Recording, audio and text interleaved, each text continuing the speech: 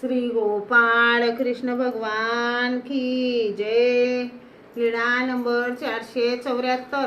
निंदा स्पर्श बोलताना सुखाचा अधिक संचार। काळदास भट सर्वज्ञांच्या दर्शनाला आले, दंडते घातले, श्रीचरणा लागले, मग सर्वज्ञांजवळ बसले होते। त्यांची लहान मुलगी ती विधवा होती, ती बाईसाला काही मदत करू लागायची। मग बाईसाने सांगितले, बाबा चांगले बाबांजवळ राहत जा, बाबांचे दास्य करत जा, बाबांपासून तुझे भलं होईल।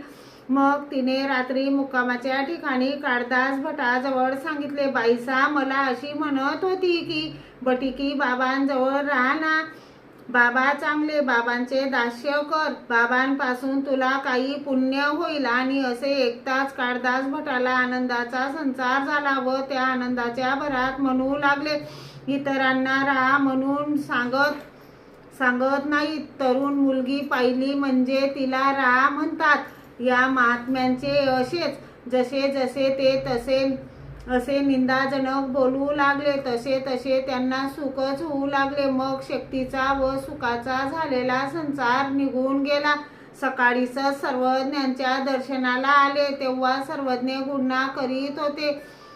जवळ इंद्रभट बसले होते, तेव्हा ते आले, सर्वज्ञांना दंडते घातली, श्रीचरणा लागले। मग ते इंद्रभटाजवळ सांगू लागले, काय सांगू इंद्रभटो, द्वापार युगात श्रीकृष्ण चक्रवर्ती जसे प्रार्थना करणाऱ्यास मुक्ती देत व विरोध करणाऱ्यास सुद्धा मुक्ती देत, अगदी त्याचप्रमाणे आमच्या सर्वज्ञांना प्रार्थना केल्यानंतर मुक्ती देतात आणि विरोध केल्यानंतरही मुक्ती देतात।